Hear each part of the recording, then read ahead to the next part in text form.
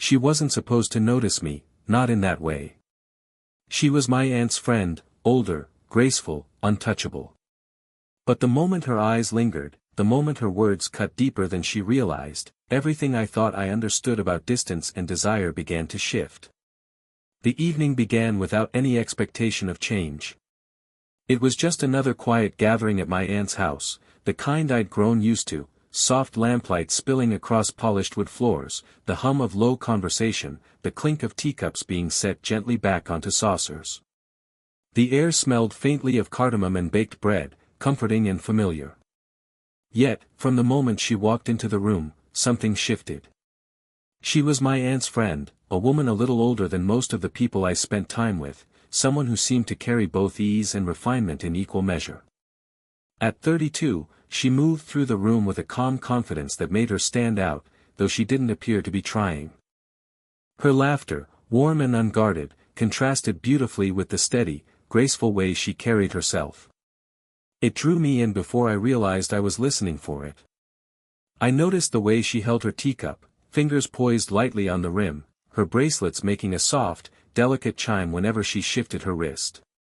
Every small movement she made seemed considered, though not rehearsed, like her body simply knew how to flow gracefully through space.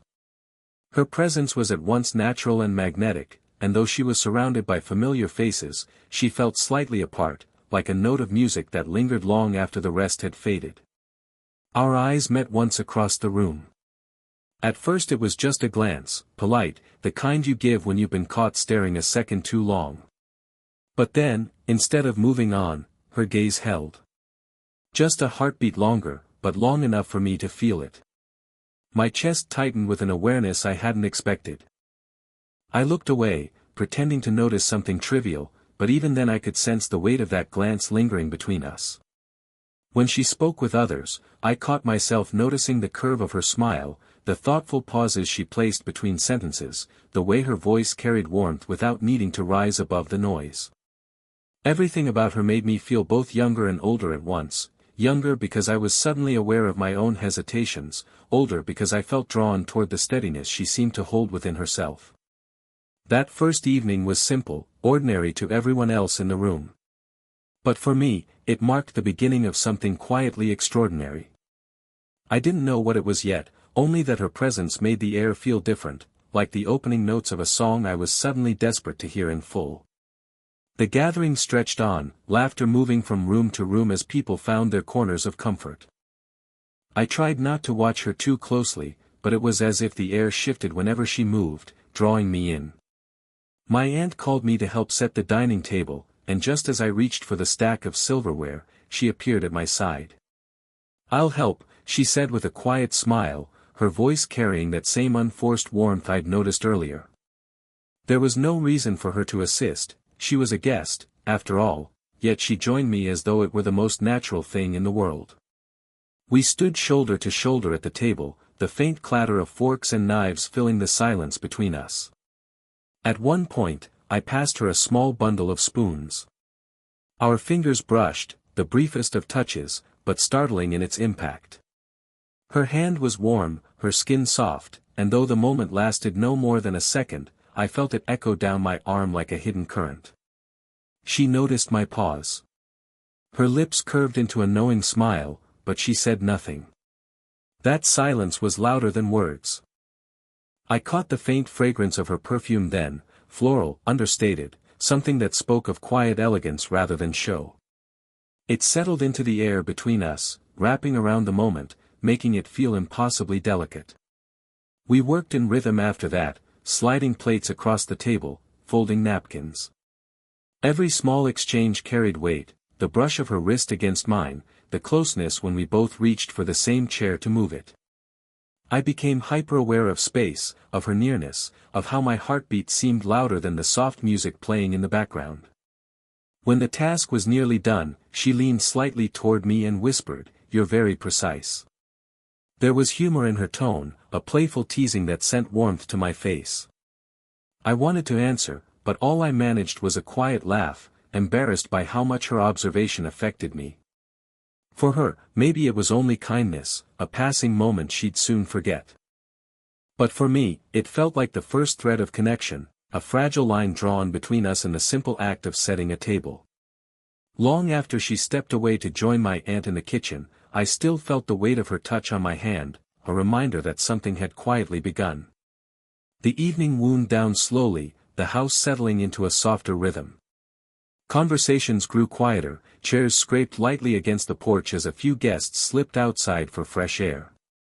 I followed suit, carrying a glass of water more as an excuse than a need. The night was cool, the kind that invited long pauses and unspoken thoughts. To my surprise, she was already there, leaning against the railing, her figure outlined by the warm glow from the living room behind her. She turned when she heard me, her smile unhurried, almost private. "It's quieter out here," she said, her voice blending with the hush of the evening breeze. I nodded, moving to stand beside her, not too close but near enough to catch the faint scent of her perfume again. For a few moments, we simply looked out at the garden, listening to the crickets in the grass. Then she spoke, her tone softer, carrying something heavier than casual small talk. She told me about a setback at work, how a project she'd poured herself into had unraveled despite her efforts. The way she described it was careful, controlled, but I heard the ache beneath her words. I listened, really listened, and when I finally spoke, I surprised even myself. I didn't offer easy solutions or clichés. Instead, I told her it was clear she carried strength that didn't depend on flawless outcomes, that sometimes grace was about how one stood after the stumble. For a moment, she was quiet, studying me as if weighing the weight of what I'd said. Her eyes softened, the kind of look that stripped away formality. A stray strand of hair, loosened by the night breeze, fell across her face. Without thinking, I reached out and tucked it gently behind her ear. My fingertips brushed her cheek, barely there, but it was enough to shift the air between us. She froze for half a breath, then offered the faintest, almost reluctant smile. The silence that followed wasn't empty. It was charged, alive, filled with everything neither of us dared put into words.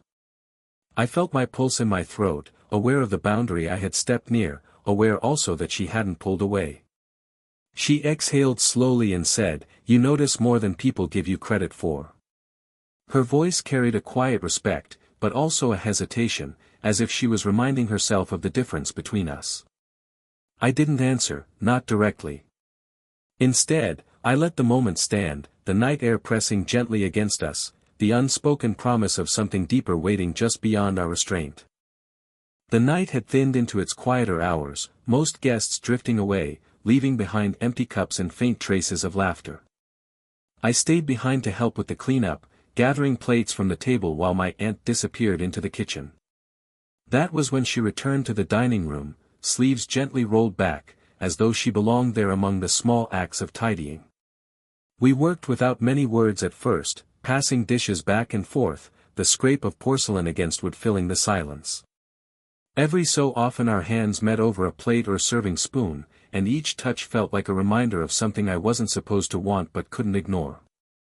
At one point, she paused, studying me as I stacked glasses with careful precision. Her head tilted slightly, a softness in her expression that caught me off guard. Then, almost like a thought slipping out before she could guard it, she said quietly, "You carry her grace without even trying."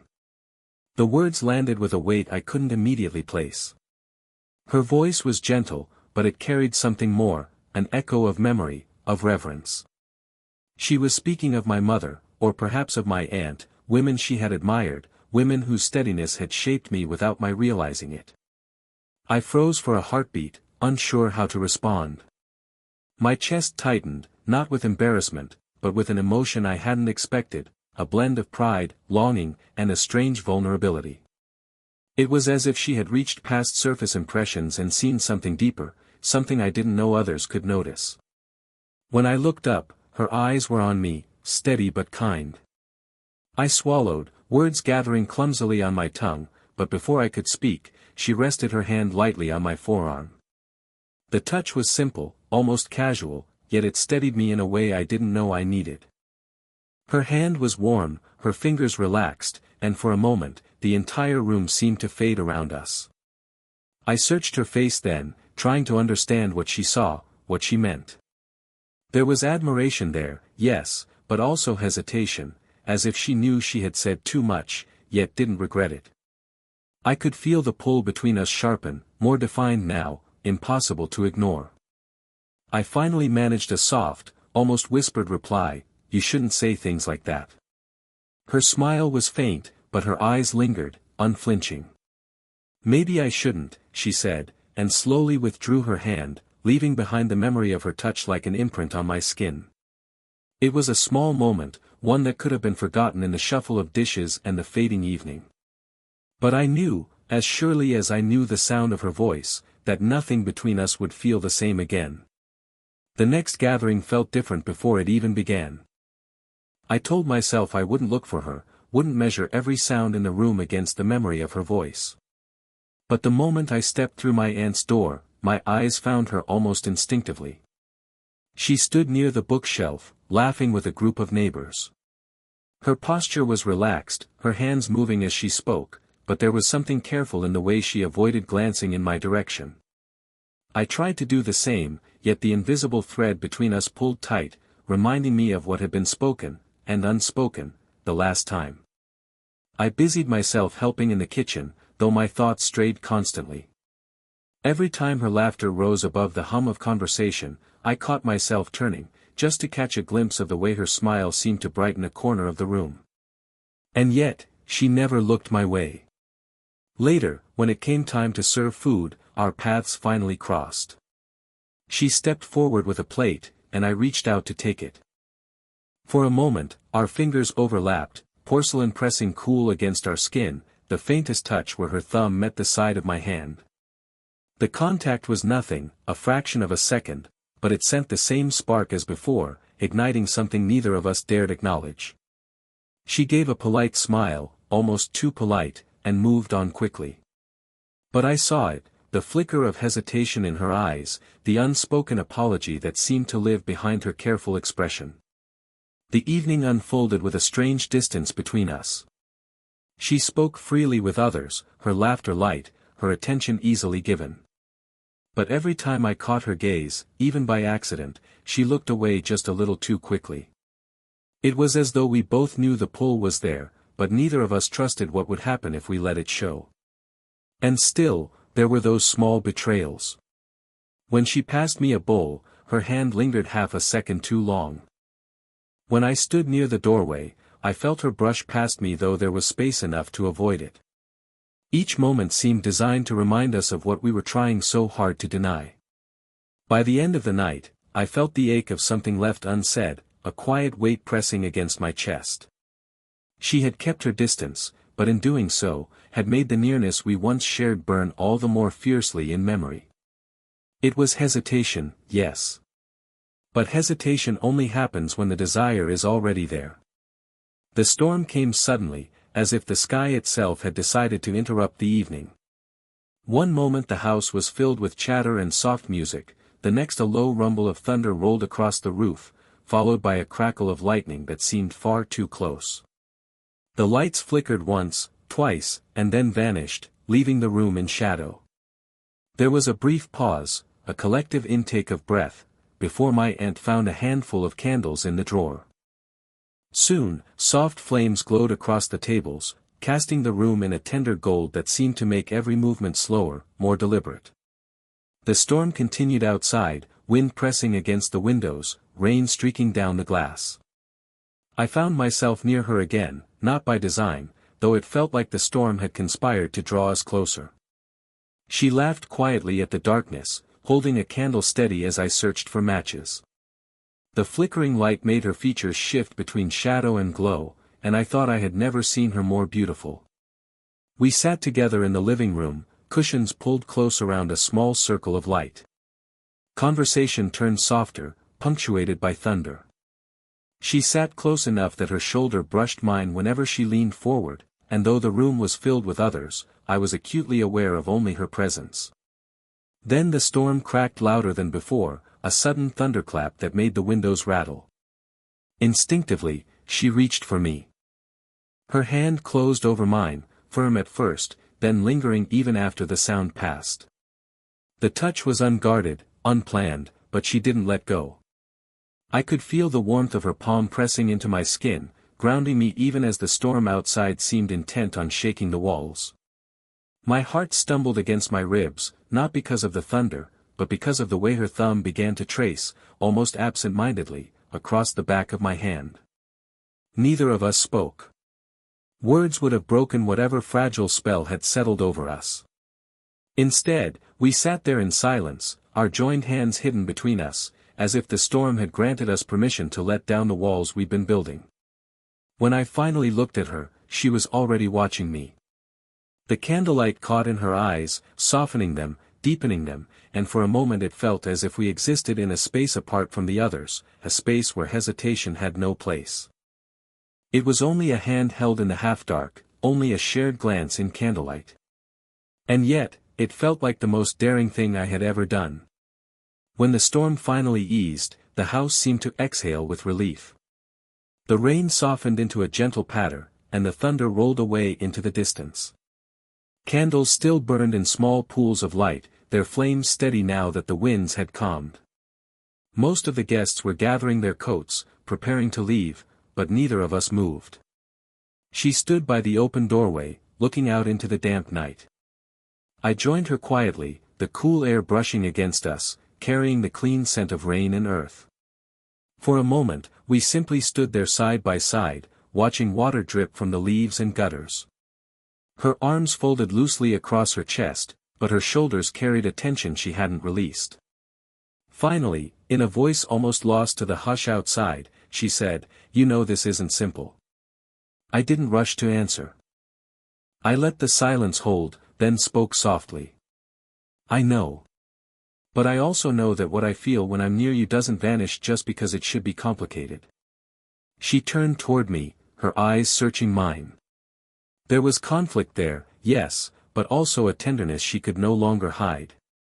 People would talk. "Your aunt," she would think, she trailed off, shaking her head slightly, as though the weight of imagined judgment pressed too heavily against her. I stepped closer, careful but certain.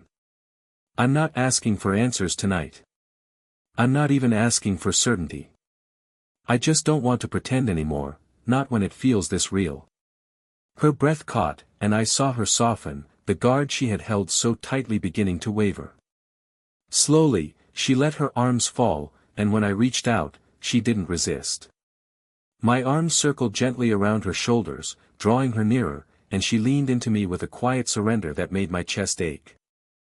Her forehead came to rest against my chest, her cheek brushing lightly against the fabric of my shirt. I felt her exhale, the warmth of her breath seeping through cotton, her body finally easing into mine. My hand rested against her arm, fingers tracing absent patterns that spoke what words couldn't. "The truth is," she whispered, "being with you feels steadier than being alone." I closed my eyes at that, letting the words settle deep. Outside, the world was still dripping from the storm, but within that quiet doorway, I felt something new beginning, not loud, not rushed, but tender, cautious, and real. We didn't call it love. We didn't call it anything. We only let ourselves exist in that fragile, perfect closeness, and for the first time, it was enough.